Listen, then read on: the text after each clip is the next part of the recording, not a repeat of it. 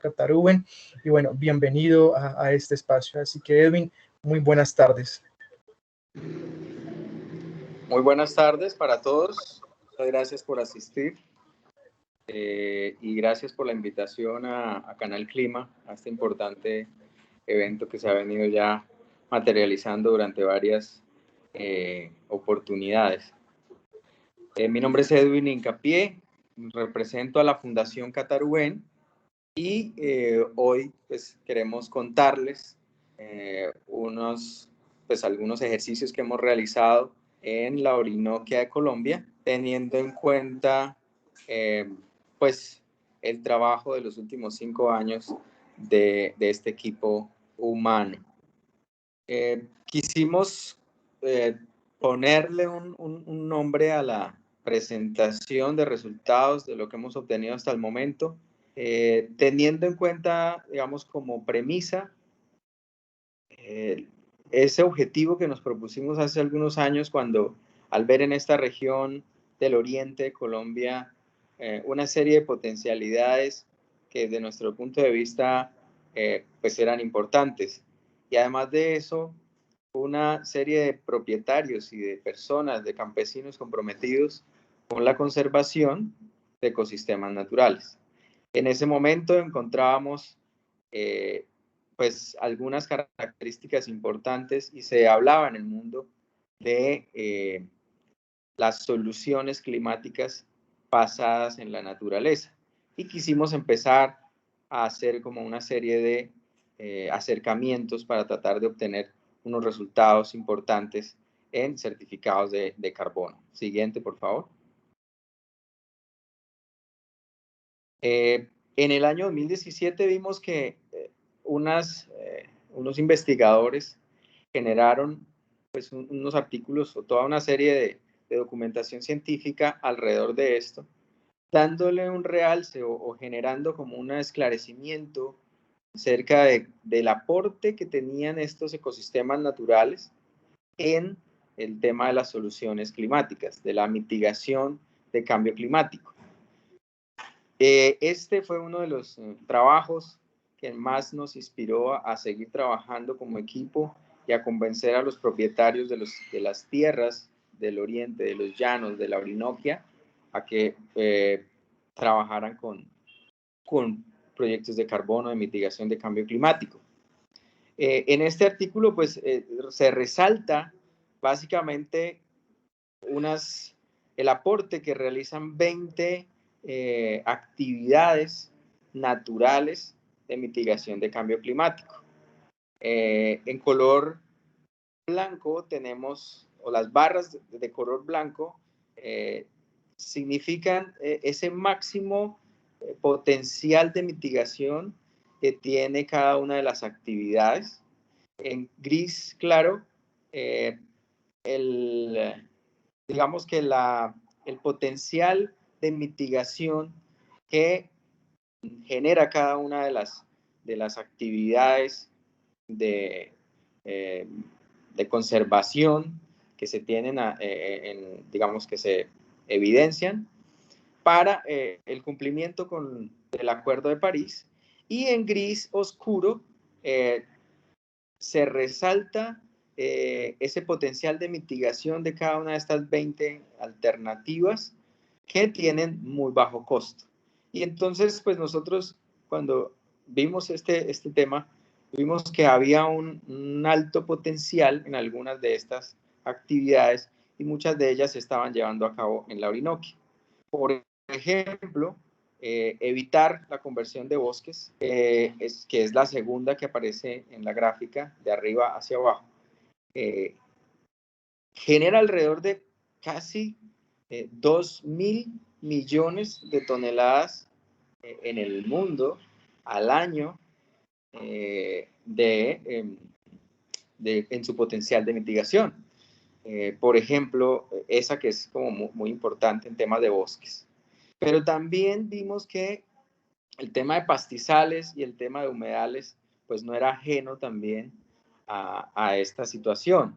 Y dentro de las 20 alternativas de acciones climáticas basadas en naturaleza, encontramos también que la conservación o el manejo de nutrientes en los pastizales, pues generaba también un potencial de mitigación de bajo costo, es decir, que invirtiendo muy poco, básicamente es haciendo un manejo de este tipo de situaciones, pues se lograban obtener unos resultados, un potencial de mitigación altísimo. Y en la región, pues el tema de los pastizales es un tema predominante en la Orinoquia. Y se estaba, para esos años, pues iniciando un proceso masivo de conversión de zonas de pastizales nativos a pastizales introducidos con la implementación de una cantidad de nutrientes para poder que estos suelos soportaran esos pastos introducidos.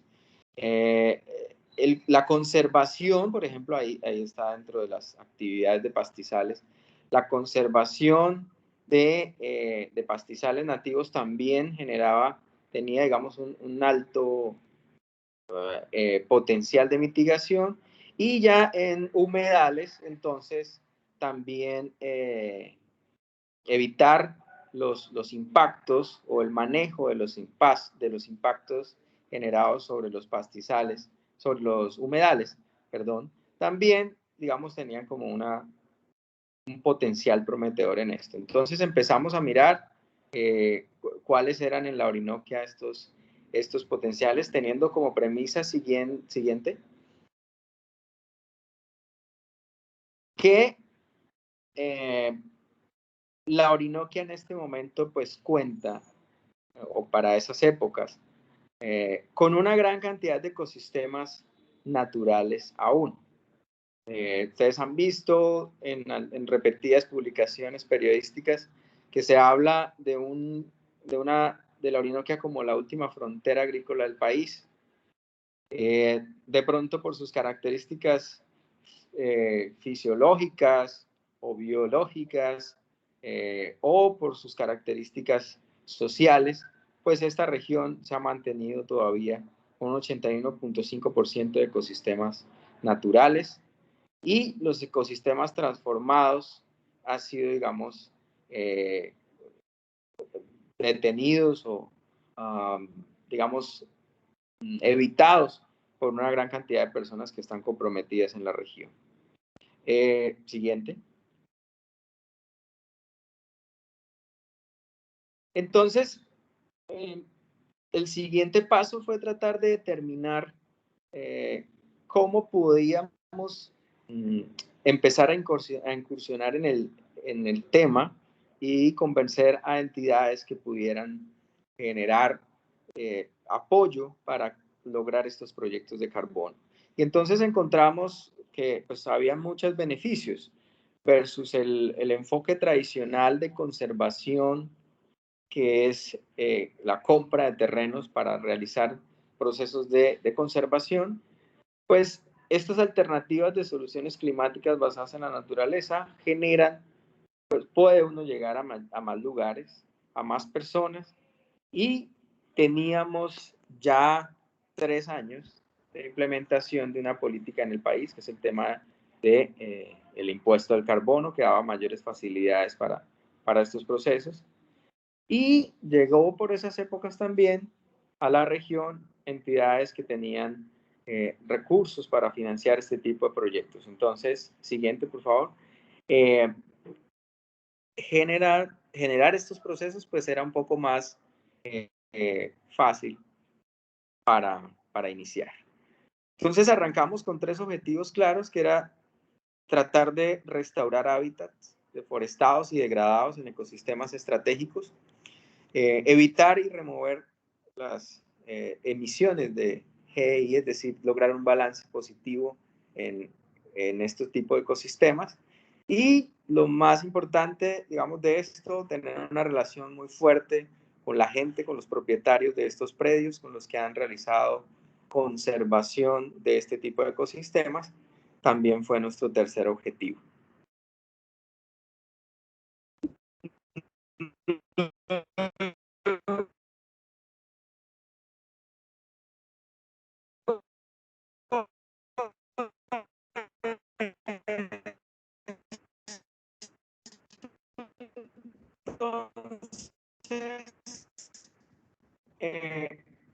empezamos a esto, digamos, mostrarle a la gente que habían, además de bosques, las otras dos alternativas. La alternativa de humedales y la alternativa de pastizales.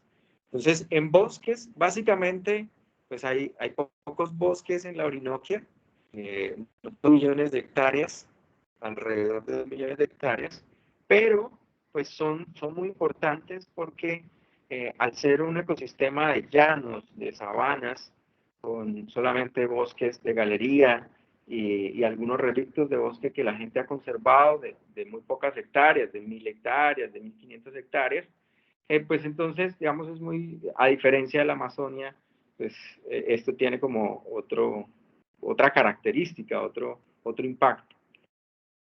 Sin embargo, los humedales pues sí son considerablemente un ecosistema de muy alta presencia en la Orinoquia. Se le conoce como sabana inundable a todas las regiones de llanuras de los departamentos de Casanare y Arauca. Entonces, pues hay un potencial muy fuerte ahí. Y el tema de pastizales nativos, pues también es fuerte. Es un área muy grande, la Orinoquia de Colombia, y no ha podido ser en su gran mayoría intervenida para cultivar pasturas para los vacunos, para la ganadería, sino que la gente ha realizado un proceso durante varias décadas de adaptación de sus ganaderías a los pastos nativos que pues, se presentan en estos lugares. Siguiente. Validamos el proceso de los proyectos de carbono basados en ecosistemas naturales. Lo validamos desde el punto de vista técnico, desde el punto de vista económico, desde el punto de vista jurídico y desde el punto de vista social. Y creamos durante estos años pues un ciclo que afortunadamente ha contado con la participación de entidades, pues inicialmente de propietarios, de gran cantidad de propietarios. Ya en este momento son 154 familias unidas al proceso, con alrededor de 150.000 hectáreas, de las cuales 30.000 son bosques. Y la proyección para este año es la vinculación de 30.000 hectáreas de bosque adicionales, que para esto se requieren alrededor de unas 200.000 hectáreas, 250 propietarios o familias beneficiarias más.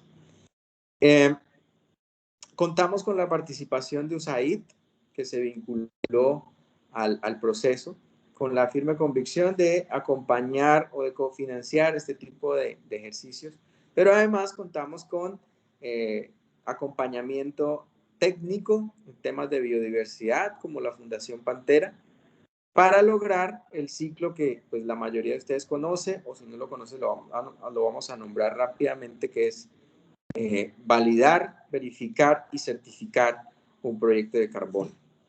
Con esto pudimos obtener certificados de carbono y durante alrededor de 2 años y medio validar un aliado estratégico que nos pudiera generar una sostenibilidad económica, es decir, comprar los certificados de carbono, que estuviera interesado en este tipo de certificados de carbono para generarle recursos a los propietarios de predios que realizaban la conservación de toda esta biodiversidad que existe en estos lugares. Este es un paisaje de los típicos paisajes que se ven en la región que les comento, la región de la Orinoquia. Paisajes de pastizales, humedales y al fondo unos relictos de bosque que no son, digamos, representativos frente a toda la cantidad de hectáreas que hay en la Orinoquia.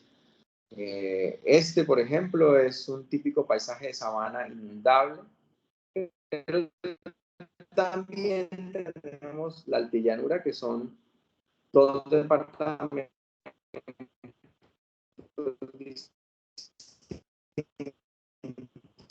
que son Pichada, con esta están compuestos. Este es un mapa de los 4 departamentos y su ubicación al oriente de Colombia. el cual muestra la fase 1 de trabajo, es decir, los primeros 44 predios trabajamos el tema de bosques. En gris oscuro hay una mancha deforme que pues normalmente todos los proyectos de carbono tienen, que es la región de referencia.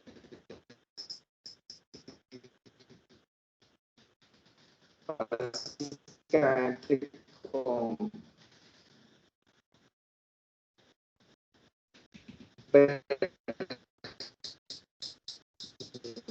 la cual nos estamos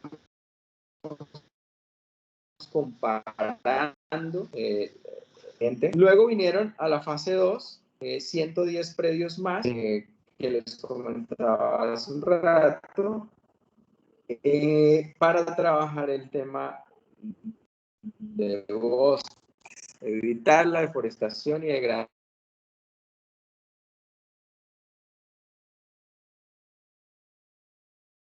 de conservación de bosques, que tuvimos que hacer un paso, irnos un poco antes de lo que normalmente estábamos trabajando con el proyecto RED, porque pues no existía una metodología de cuantificación de gases de efecto invernadero en ecosistemas de humedales continentales.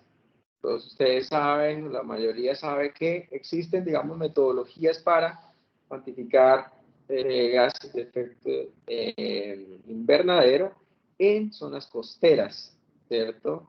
Pero, pues, al interior del continente, sobre todo en estas regiones de los llanos, de las sabanas inundables, pues no existe. Entonces, empezamos un paso antes, generando la metodología que en muy pocas semanas, en unas 2-3 semanas, estará en consulta pública, gracias, digamos, al trabajo de alianzas entre USAID y Proclima, con los cuales estamos trabajando esta línea. Siguiente. Hay un potencial de ecosistemas de humedales que se ve en este momento sobre el mapa y pues es muy amplio en este momento, 5 millones de hectáreas más o menos, están cubiertas gran parte del año por agua, por una lámina permanente de agua. Y eso pues nos lleva a considerar que hay digamos, un trabajo fuerte que realizar con personas que estén preocupadas por la conservación, no solo de los bosques, sino también de los humedales, o que quieran un reconocimiento, o ganarse un reconocimiento por realizar la conservación de estos ecosistemas naturales, o que ya los conserven y ya tengan el conocimiento, pero además de eso quieran generar una conservación efectiva y obtener recursos para la conservación de estos ecosistemas de humedales. Siguiente. En cuanto a pastizales, pues este es el mapa de pastizales de la Orinoquia. La gran mayoría de estas áreas son pastizales nativos que todavía conservan esas características, digamos, naturales que que los han encasillado en uno de los ecosistemas más importantes del mundo. También digamos, los propietarios que están tratando de conservar o que han durante estos años conservado estos ecosistemas, pues tienen la oportunidad a través de proyectos de pastizales de generar certificados de carbono para su conservación y manejo, tal cual como se mostraba anteriormente. Siguiente. Estas son como nuestras cuentas. En la pantalla aparecen en este momento unas cifras que son nuestras proyecciones a futuro acerca de la implementación de proyectos tanto en bosques como en humedales, como en pastizales. Entonces, en verde están en la parte de arriba el tema de bosques. La idea es cada año generar un proyecto de carbono con bosques adicional hasta llegar a unas 6 o 7 fases que nos permitan tener una sostenibilidad financiera para que el proyecto vele por la conservación de estos bosques, evite la deforestación y la degradación, cumpliendo unas actividades que más adelante les voy a contar. Eso se tienen planteados estos proyectos y según las auditorías ya de validación y verificación, tienen una viabilidad para generar procesos de conservación por alrededor de 40 años. En humedales, como les digo, la línea de tiempo, que es la línea punteada que ven ustedes en la pantalla, estamos finalizando el tema de la metodología, la cual pues en unos meses ya estará lista para ser utilizada para crear proyectos de carbono. Pero la idea sería que generar varias fases para vincular a muchos de estos propietarios que están preocupados por la conservación de los humedales. Y en este momento estamos en el inicio de la creación de la metodología de pastizales, aunque ya existen en el mundo algunas metodologías que se podrían usar en este sentido, pero pues estamos empezando a generar los acercamientos metodológicos para crear proyectos de carbono con pastizales. Esto nos da unas cifras y unas proyecciones, ustedes tienen ahí en la parte de abajo, para que durante estos 40 años de trabajo del proyecto CO2 Bio logremos alrededor de unos 40 millones de toneladas de dióxido de carbono, manejar para la mitigación de cambio climático. Creo que es una cifra importante, interesante, que puede, digamos, generar un apoyo al compromiso nacional que tiene Colombia frente al mundo en el cumplimiento de sus compromisos. Siguiente. El trabajo con soluciones climáticas naturales, pues trae definitivamente una serie de beneficios, de co-beneficios en el territorio. Por ejemplo, la gente que realiza ganadería en la región, pues se está dando cuenta que conservar los bosques en los cuales, digamos, están aledaños a los lugares de pastoreo, ¿cierto? O conservar las pasturas nativas y darles un mejor manejo, o conservar y dar mejor manejo a los ecosistemas de humedales, pues es una ventaja interesante y están sacando provecho de esto. Ya existe en la región un proceso de ganadería sostenible que vincula a muchos propietarios de los cuales que están dentro del proyecto CO2 Bio y que están generando un valor agregado teniendo ejercicios de certificación de estos ganados como ganados criados de manera distinta. Una de las fuertes aportes de gases de efecto invernadero de la ganadería ha sido el tema del arado del suelo para obtener pasturas y para generar el cultivo de pasturas foráneas que le den a estos suelos una mayor productividad en la ganadería.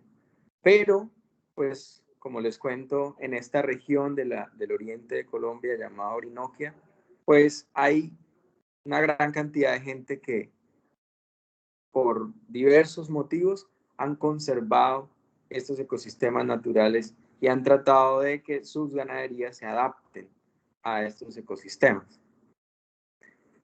Además de esto, pues en la región de la Orinoquia hay toda una, o ha habido durante todos estos años, los últimos 15 años, un fuerte impacto de la conservación. Es decir, en la mentalidad de la gente ya empieza a generarse sinergias para crear reservas privadas, reservas naturales de la sociedad civil, que es la figura que tiene Parques Nacionales del Ministerio de Ambiente. Se han creado muchísimas en los últimos años y las entidades gubernamentales y también las ONG han hecho esfuerzos impresionantes por generar en el territorio una gran cantidad de estas estrategias. Entonces, eso ha generado varios elementos clave para que este tipo de proyectos de soluciones climáticas naturales se den en el territorio.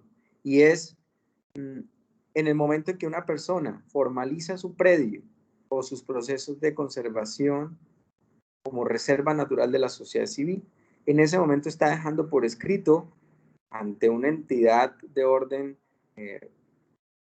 nacional, como lo es Parques Nacionales, su firme compromiso con la conservación.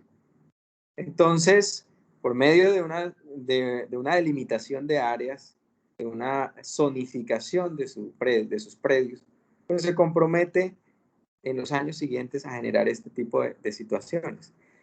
Sin embargo, pues obtener la formalidad que dura alrededor de año y medio, se ve efectiva en el momento en que se empiecen a ejecutar los planes de manejo que se crearon sobre estos ecosistemas naturales.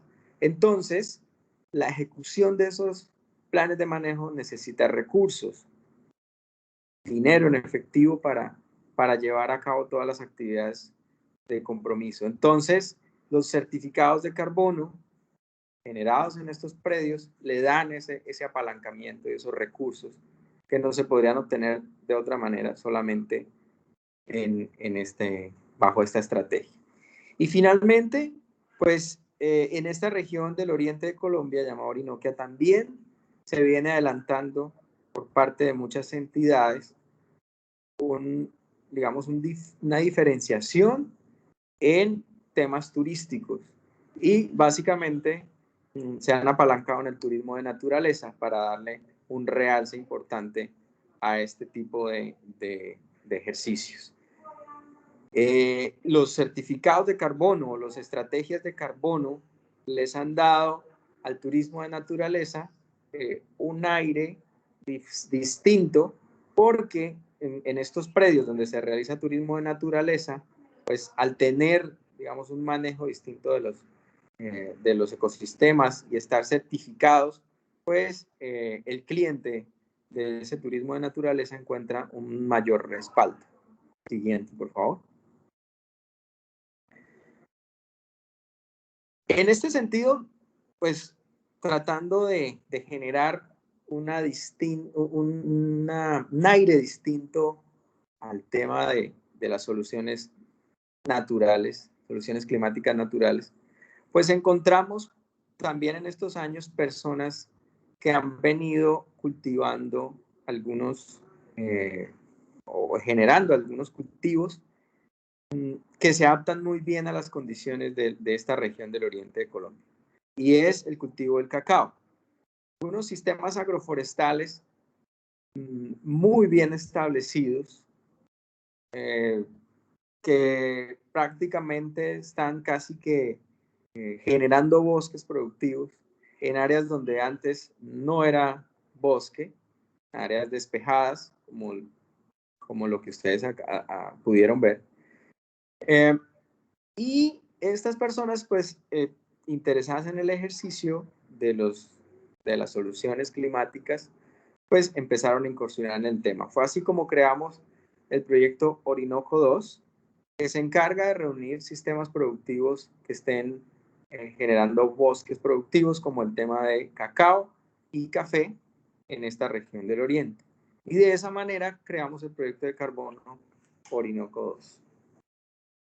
¿Cuál es la meta del proyecto de carbono Orinoco 2? Este año, 2021, con una alianza entre Fede Cacao, Casa Luker, la empresa transformadora SUA y Fundación Catarubén, generar proyecto de carbono de 198.000 toneladas de dióxido de carbono equivalente removidas, beneficiar a unas 300 familias que generen ingresos por remociones de gases de efecto invernadero y tener dentro de este proceso unas 2.500 hectáreas de bosques productivos vinculados.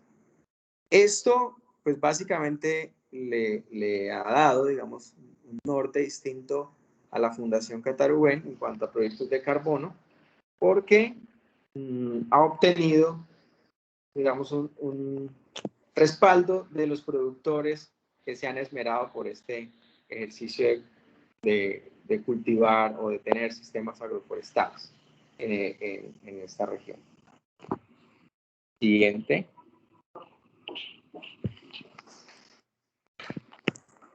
Además de trabajar en la región del oriente de Colombia, a esto se le han unido pues otras áreas, otros departamentos, la estrategia de cacao, específicamente Santander, Antioquia y Huila, para generar también proyectos de este tipo.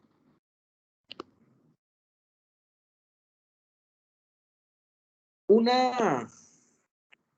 factor importante dentro del desarrollo de los proyectos de carbono, pues es sin duda el tema de la obtención de los recursos, la comercialización de estas compensaciones, de estos certificados de carbono.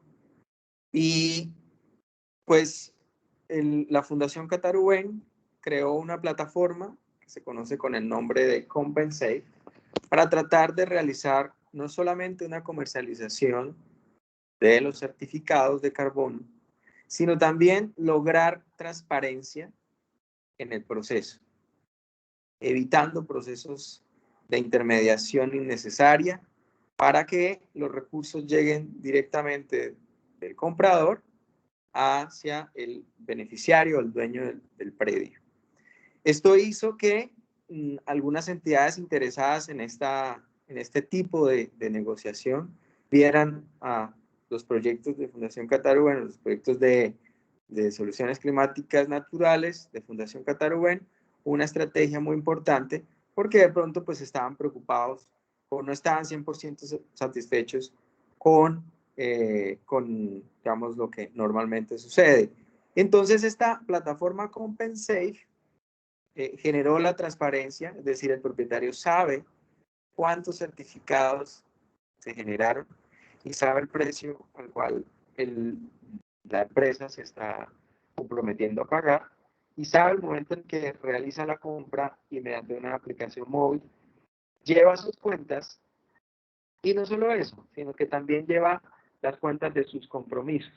Es decir, cuáles son las actividades de conservación que estoy comprometido a realizar y de qué manera las estoy realizando.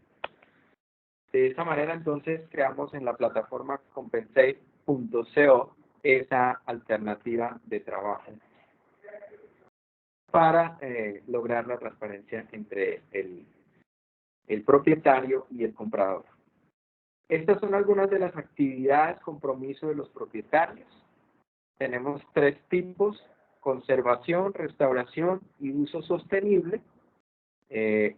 Hay actividades básicas como el manejo de los residuos, la no caza y la no tala indiscriminada, evitar las quemas.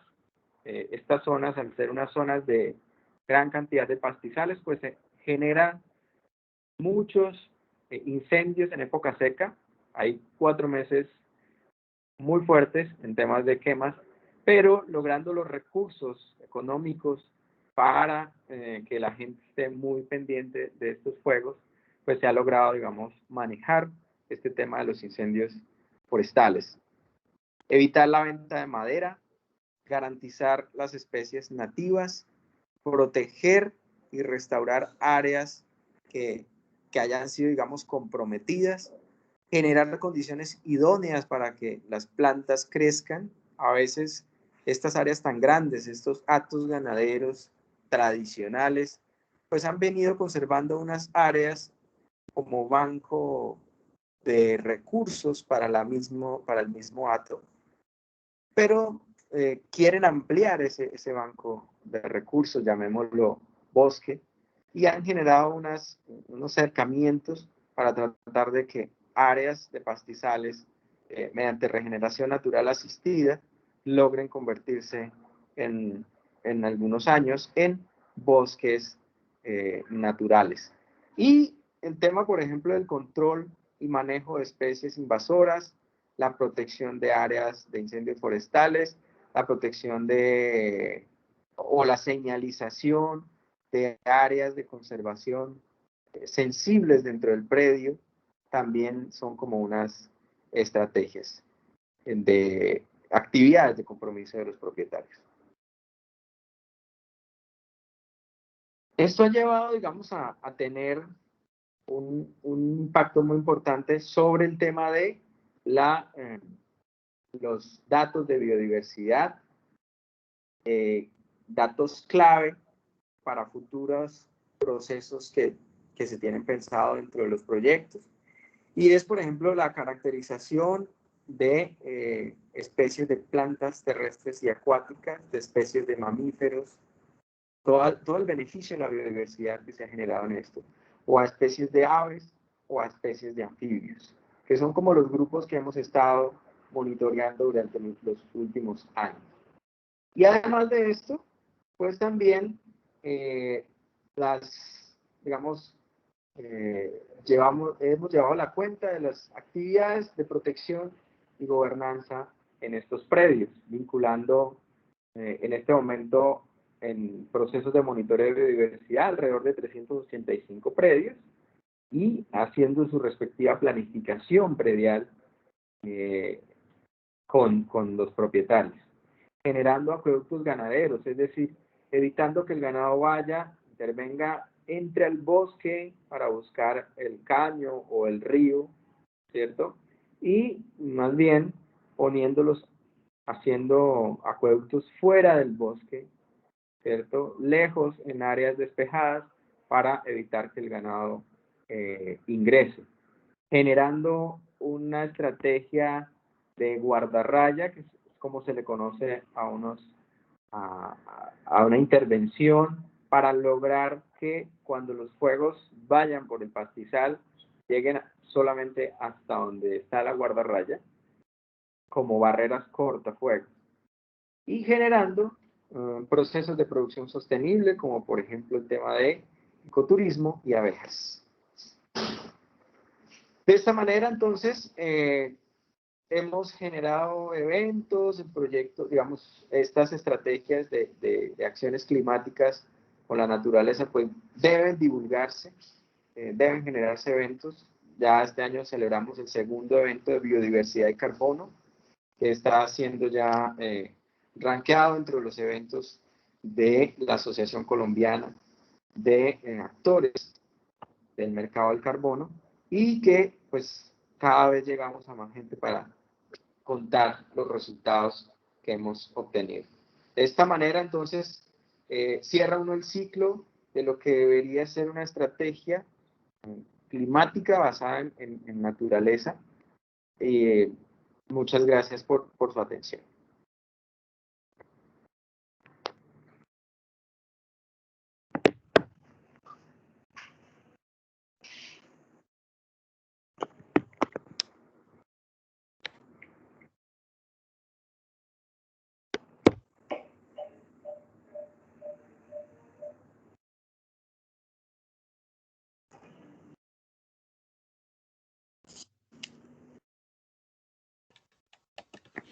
Hola Edwin, ¿me escuchas? Sí, perfectamente.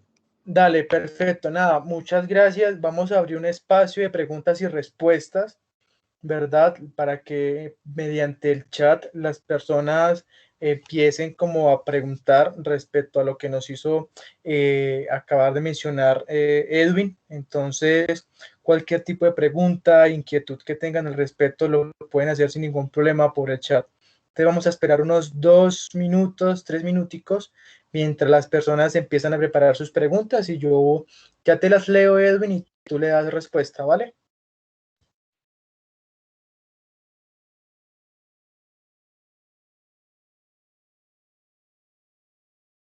Perfecto, perfecto. Muy bien.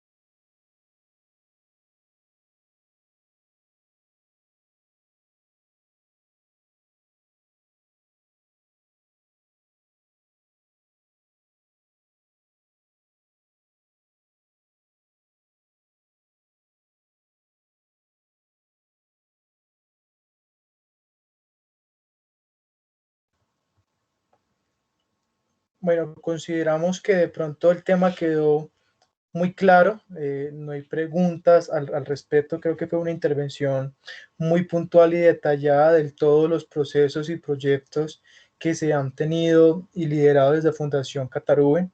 Entonces, no sé si quizás Edwin quisiera agregar algo más de información, en donde podrían ustedes, que estas personas que están aquí participando, encontrar más información de ustedes, quizás su página web, redes sociales, y de lo contrario, pues daríamos como finalizada esta actividad del día de hoy.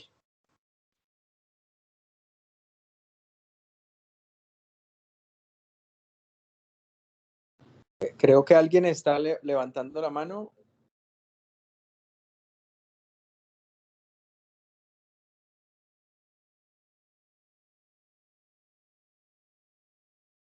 Aquí ya hicieron ya por aquí hicieron alguna pregunta.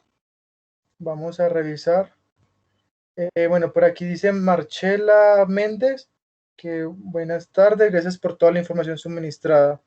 La pregunta es si saben, la inscripción del predio tiene algún valor, de todos los proyectos que ustedes lideran, el predio tiene algún valor, la inscripción de ese predio. En este momento, el proyecto es autosostenible. El modelo financiero nos ha dado la posibilidad de lograr ya en las fases avanzadas del proyecto de carbono ser autosostenible. Eso quiere decir que no habría un costo inicial por el ejercicio, pero sí un compromiso de parte del propietario para generar todas las actividades de acompañamiento y todos los recursos necesarios para los primeros pasos del proyecto, del predio en el proyecto, salen de los mismos certificados de carbono obtenidos. Entonces, digamos, eso es una garantía muy buena. Los propietarios que iniciaron en esto fueron pioneros, pues realizaron aportes iniciales. Pero ya en estas alturas del proyecto, no se requiere de manera estricta que se realice un aporte de los mismos certificados de carbono. Cuando lleguen los certificados y sean vendidos, en ese momento se generan los descuentos que haya tenido lugar o los gastos que haya tenido lugar todo el proceso. Vale, perfecto. Pues nada, no hay más preguntas. Sí agradecerles a las 41 personas que estuvieron conectadas durante toda la sesión. Bueno, por aquí otra pregunta.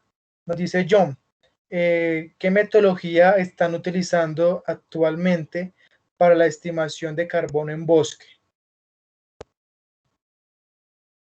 Ok, pues en el proceso hemos tenido, digamos, una evolución. Arrancamos con NTC 6208, luego el año pasado o en unas fechas cuando ya quedó obsoleta, migramos hacia la metodología Proclima y a futuro pues se tienen pensadas diferentes estrategias, pero por ahora estamos trabajando con Proclima. Vale, perfecto. Entonces, pues nada, Edwin, agradecerte a ti y al equipo, de trabajo, ¿verdad?, de Fundación Catarrubén por todo este, liderazgo que han tenido en los proyectos en la Orinoquía. Por aquí Lizeth Mantilla nos dice, eh, Edwin, mi pregunta está orientada hacia la figura que maneja la UPNNC que mencionaste y aplica para este escenario. ¿Qué ventajas y desventajas representa respecto a las demás alternativas existentes?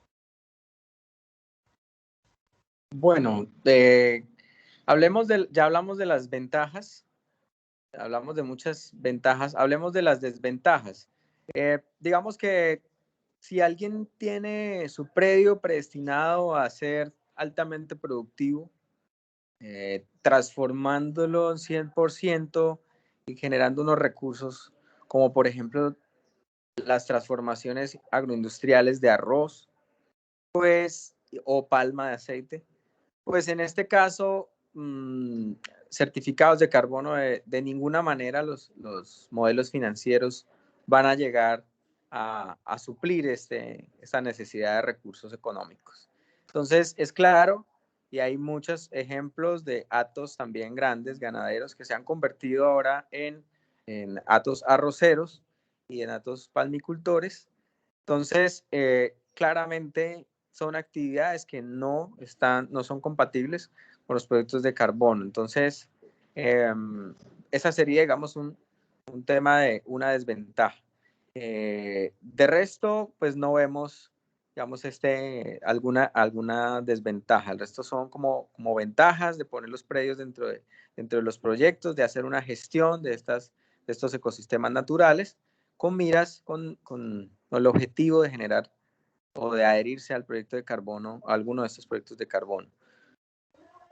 Vale, muchas gracias, Edwin. Y bueno, les recordamos que esta charla del día de hoy ha sido grabada, se va a colgar en nuestra página de YouTube para que ustedes la puedan volver a revisar. Allí encontrarán también otros diálogos que hemos tenido anteriormente para que también los puedan revisar.